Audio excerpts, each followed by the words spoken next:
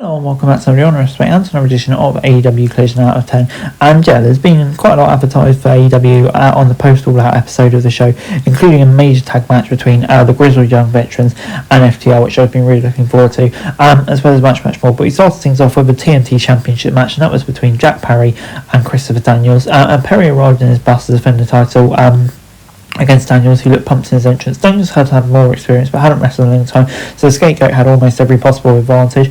Perry controlled the pace and even smiled after getting a 2 counts that meant he got to inflict more punishment. The Fallen Angel built some momentum and almost hit its finisher before Perry counters and hit a running knee for the win. It's predictable and uneventful, but he got more defences under Perry's belt, and it's a good thing. So yeah, in a way it accomplished its goal. I'm going to give it a 7 out of 10. I thought good first match without being too remarkable, but achieved what it needs to do, and we're kind of just about there, but it was decent parts as well, so 7 out of 10. Moving on then to Briscoe, Kyle O'Reilly and Hologram against the Beast Mortos and the Premier Athletes.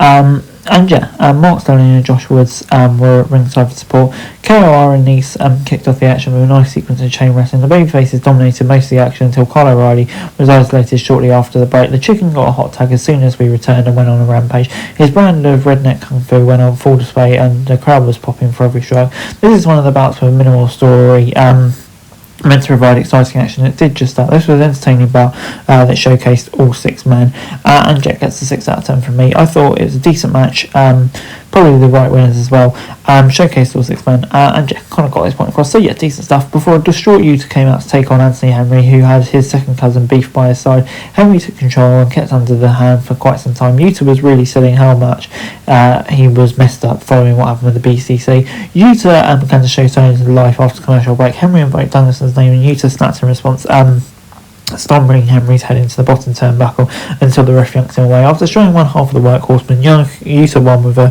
cattle mutilation submission. It was a good match and also told a story of being a much bigger story. Yuta being so distracted allowed Henry to shine, which doesn't happen often enough. Yuta sold the emotion of everything pretty well as well. So yeah, I thought this was decent on the whole. Gets 6 out of 10 for me. And yeah, very intrigued to see where it all goes next. Before Private Party and Commander basically took on a legal trio. Isaiah Cassidy scored the win. Crowd pop, few spots, whatever. Mariah May interrupted the start of the next match, which was Serena Deeb versus Yuka Sakazaki, to join the commentary team.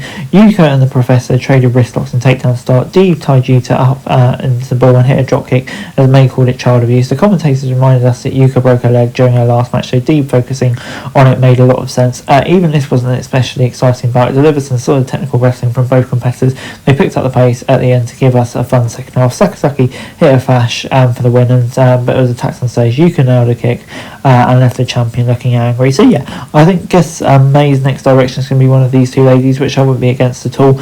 I think that could be an interesting new direction. I thought, yeah, a really fun match between these lot as well. So yeah, gets a 6 out of 10 from me.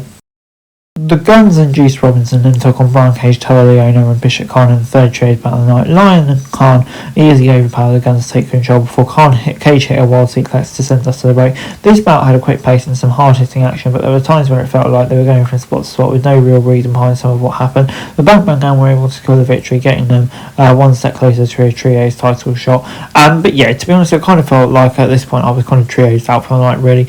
And yeah, wasn't too interested in this and this overall story of Trio's division, etc. 5 out of 10 unfortunately. Before Amanata came out for a match and rubbed some salt in Dee's wound before taking on Roman Renegade, who got a nice hangtown pop. They traded some ground hand strikes for Armada, controlled the pace. Renegade got some good offense, but this was always going to be an easy win for Amanata. So the Queen kicked off a rough DDT and won with a few stiff moves. Dee attacked her and had a single leg crab until the officials broke out, which will be an interesting feud going forward there. But yeah, not really significant for me to break, to be honest. Before it was time for FTR against GYV in a highly anticipated matchup. They're cut from the same cloth.